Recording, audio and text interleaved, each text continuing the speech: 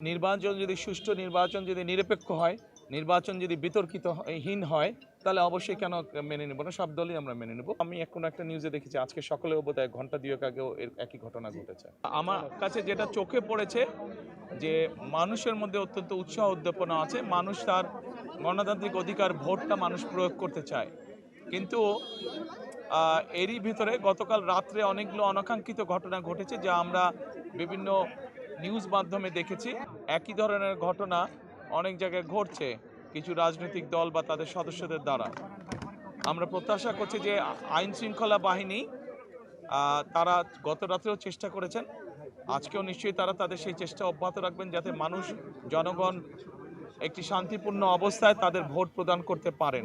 কারণ গত এক যুগেরও বেশি সময় ধরে মানুষ এই অধিকার থেকে বঞ্চিত ছিল। আমরা বলেছি যে আমরা যে সকল রাজনৈতিক দলকে একসাথে নিয়ে আমরা আন্দোলন সংগ্রাম করেছি, আমরা চাই আমরা কম বেশি সকলকে নিয়ে একসাথে দেশ পরিচালনা করতে। না, সারা দেশের খবর আমি এখনো পাইনি, আমি মাত্র অফিসে আসলাম।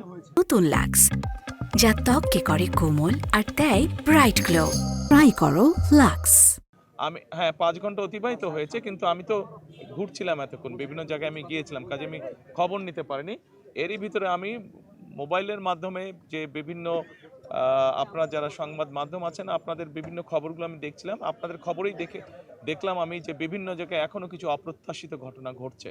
কোনো একটি রাজনৈতিক দল এখনো কিছু অপ্রত্যাশিত ঘটনা তারা বারংবার ঘটিয়ে যাচ্ছে। কাজে আমরা চাই না যে এসব ঘটনা ঘটুক। আমরা মনে করি যে মানুষ যদি বেরিয়ে আসে, সাধারণ মানুষ, এই দেশের মালিক হচ্ছে মানুষ, এবং তারা যদি বেরিয়ে আসে, তারা যদি তাদের অধিকার প্রয়োগ করে, ভোট সংখ্যা যত বেশি বাড়বে, ভোটারের সংখ্যা যত বেশি বাড়বে, আমরা বিশ্বাস করি যে সকল ধরনের ষড়যন্ত্রকে প্রতিহত করা যাবে। ফল গণনে কেন দেরি হবে? দেরি হবার কোনো কারণ নেই।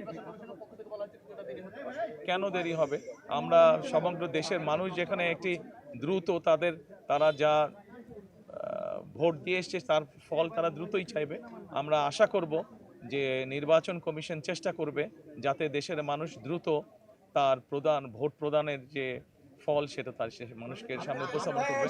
নির্বাচন যদি সুষ্ঠু, নির্বাচন যদি নিরপেক্ষ হয়, নির্বাচন যদি বিতর্কিতহীন হয়, তাহলে অবশ্যই কেন মেনে নেব না? সব দলই আমরা মেনে নেব, কিন্তু অবশ্যই এখানে একটি শর্ত আছে যে নির্বাচন নিরপেক্ষ হতে হবে, নির্বাচন শান্তিপূর্ণ হতে হবে।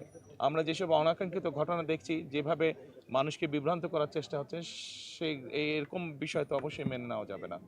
প্রধান উপদেষ্টার কাছে যেহেতু উনি সরকারে আছেন, ওনার কাছে হয়তো ইনফরমেশন বিভিন্নভাবে থাকতে পারে।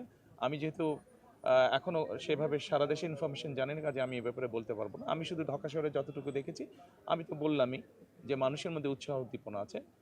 আমরা বিশ্বাস করি গত 2 দিনে যেভাবে দেখেছি মানুষজন লঞ্চ, স্টিমারে, ট্রেনে, বাসে করে বিভিন্ন উৎসাহ নিয়ে দেশে ফিরে গিয়েছে, যার যার এলাকায় ফিরে গিয়েছে ভোট প্রদানের জন্য। আমরা প্রত্যাশা করি যে সেই উৎসাহটার প্রতিফলন আজকে নিশ্চয়ই থাকবে বিভিন্ন জায়গায়। আমি কোনো একটা নিউজে দেখেছি আজকে সকালেও বোধহয় ঘন্টা দুয়েক আগেও একই ঘটনা ঘটেছে। ধন্যবাদ।